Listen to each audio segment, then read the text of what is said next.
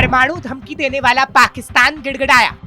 अब विष कन्याओं के भरोसे पाकिस्तान इस वक्त गिड़गिड़ा रहा है, गुहार लगा रहा है कि कोई तो उसे भारत से बचा ले, क्योंकि पहलगाम आतंकी हमले के बाद भारत एक्शन मोड में है और किसी भी वक्त पाकिस्तान को तबाह करने की कार्रवाई की शुरुआत हो सकती है।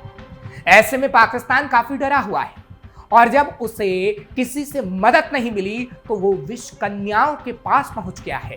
नमस्कार, कैपिटल टीवी देख रहे हैं आप। कैपिटल टीवी के इस खास शो कच्चा चिट्ठा में आपका स्वागत है। मैं हूं आपके साथ हर्ष भारद्वाज।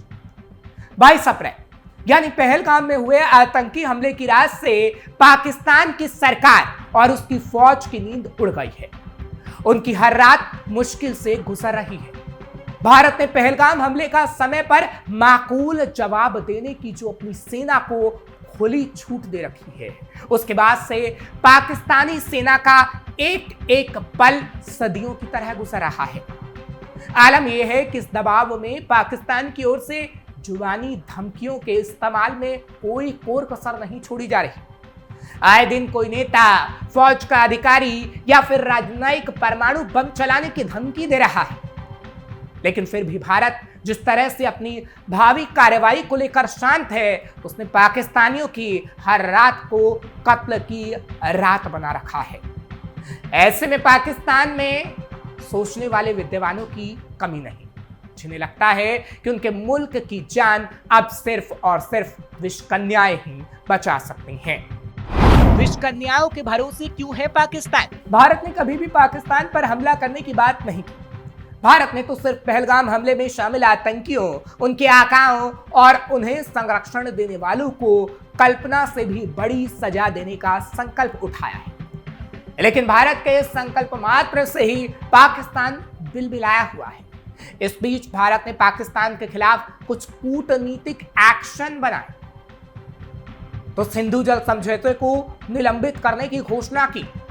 इसके साथ ही भारत में यह मांग भी तेजी से उठनी शुरू हो गई कि वर्ल्ड बैंक और अंतरराष्ट्रीय मुद्रा कोष से मिलने वाले फंड को रोकने की कोशिश की जाए। इन्हीं हालातों में सोशल मीडिया पर पाकिस्तान के एक न्यूज चैनल पर एक वरिष्ठ पाकिस्तानी पत्रकार का वीडियो बहुत तेजी से वायरल हुआ। जिनके मुताबिक पाकिस्तान के पास अब चार्मिंग खवातीनों का ही विकल्प रह गया है।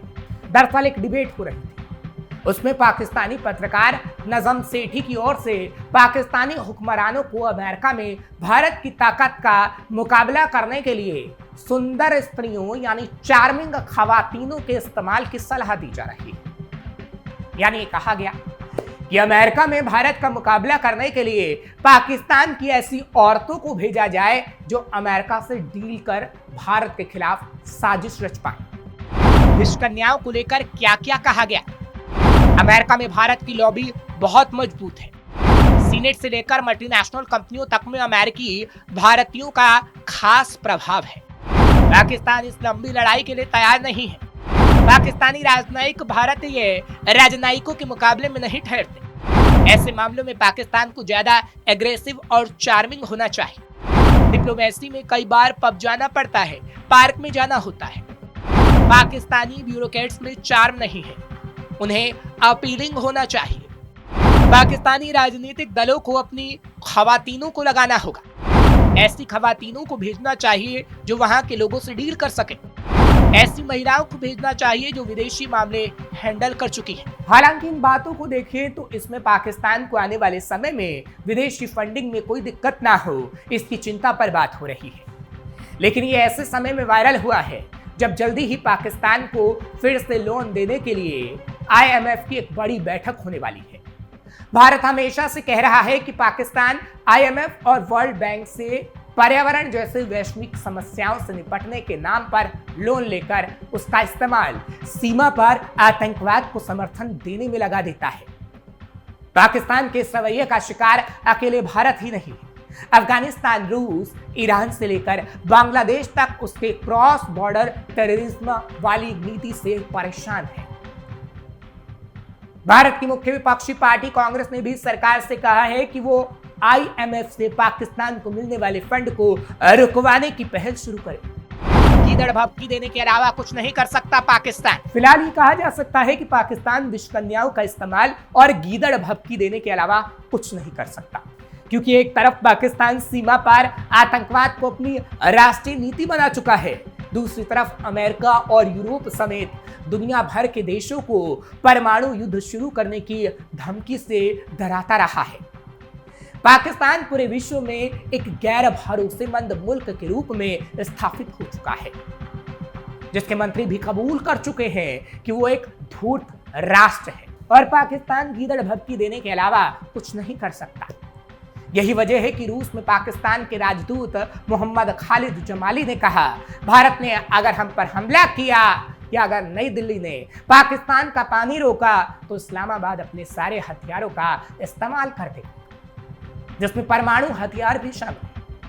इससे पहले पाकिस्तान के रक्षा मंत्री ख्वाजा आसिफ भी परमाणु हथियार के उपयोग वाला शिगुफा छोड़ चुके हैं।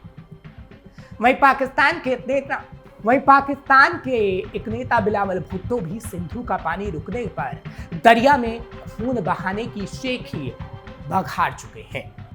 पाकिस्तान की हर रणनीति हो रही नाकाम। पाकिस्तान भी अब जान चुका है कि वो अब गीदड़ भक्ति देने के अलावा कुछ नहीं कर सकता, क्योंकि पाकिस्तान को अपने पारंपरिक सहयोगियों से अपेक्षित समर्थन नहीं मिल रहा। ईरान और सऊदी अरब जैसे देशों ने तटस्थता बरती, जबकि तुर्की की कथित मदद सीमित और विवादास्पद रही है। वहीं पाकिस्तान में सैन्य असंतुलन भी एक बड़ी वजह है। भारत की सैन्य शक्ति और रक्षा बजट पाकिस्तानियों से कहीं आगे है। भारतीय वायुसेना के पास राफेल, तेजस और SU-30 MKI जैसे आधुनिक विमान हैं, जबकि पाकिस्तान की वायु रक्षा प्रणाली सीमित है। पाकिस्तान की अर्थव्यवस्था चरमराई हुई है, वह सैन्य संघर्ष को लंबे समय तक नहीं झेल सकता। वहीं दूसरी तरफ पहलगाम हमले में पाकिस्तान का कनेक्शन सामने आने के बाद अंतर्राष्ट्रीय समुदाय में उसकी विश्वसनीयता कम हुई है। भारत ने इस हमले के लिए जिम्मेदार आतंकवादियों को सजा देने का वादा किया है, जिससे पाकिस्तान दबाव में है। पाकिस्तान को भारत से मिलेगा करारा जवाब। भारत ने पाकिस्तान की धमकियों को गंभीरता से लिया है, लेकिन उसका जवाब सख्त और रणनीतिक रहा है। प्रधानमंत्री नरेंद्र मोदी ने कहा कि आतंकी कहीं भी छिपे हो, ढूंढकर सजा दी जाएगी। भारत ने अरब सागर में एक विमान वाहक पोत तैनात किया है, जो पाकिस्तान के ग्वादर बंदरगाह के लिए खतरा बन सकता है। इसके अलावा भारत 26 राफेल M लड़ाकू विमानों की खरीद पर डील कर चुका है। रक्षा विशेषज्ञों का मानना है कि अगर सैन्य संघर्ष होता है तो भारत की रणनीतिक और सैन्य बढ़त पाकिस्तान पर भारी पड़ेगी। भारत ने पिछले कुछ सालों में अपनी सैन्य तैयारियों को मजबूत किया है, जिसमें 15 दिनों तक गहन युद्ध के लिए गोला बारूद का भंडार भी शामिल है।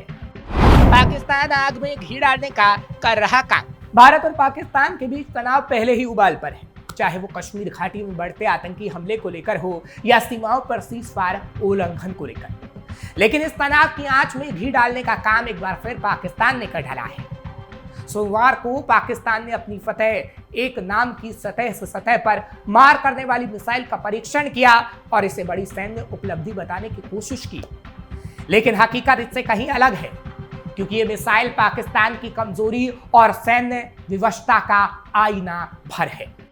पाकिस्तान की फतह असल में नाकामी का प्रतीक। पाकिस्तान की सेना की जनसंपर्क विभाग ISPR यानी इंटर सर्विस पब्लिक रिलेशन ने दावा किया है कि परीक्षण इंडस एक्सरसाइज का एक बड़ा हिस्सा है और देश की डिफेंस तैयारियों को दर्शाता है। लेकिन जिस मिसाइल का टेस्ट किया गया उसकी मारक क्षमता सिर्फ 120 किलोमीटर है।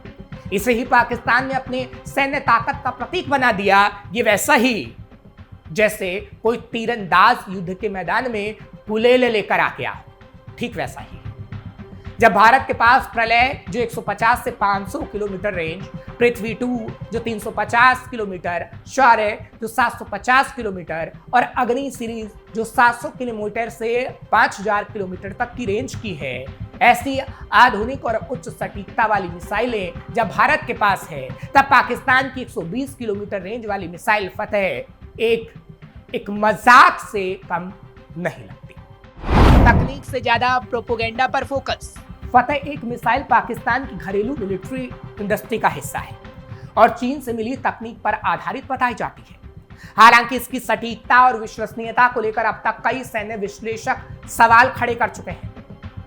मिसाइल टेस्ट के वीडियो और तस्वीरों में जो दिखाया गया वो महज सिर्फ और सिर्फ एक प्रोपेगेंडा फुटेज था।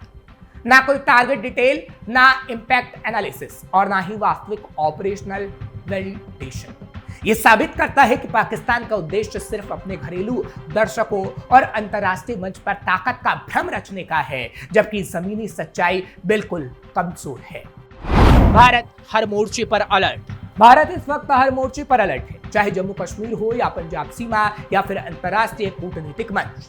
भारत ने सैन्य और रणनीतिक स्तर पर पाकिस्तान की हर हरकत को ट्रैक किया।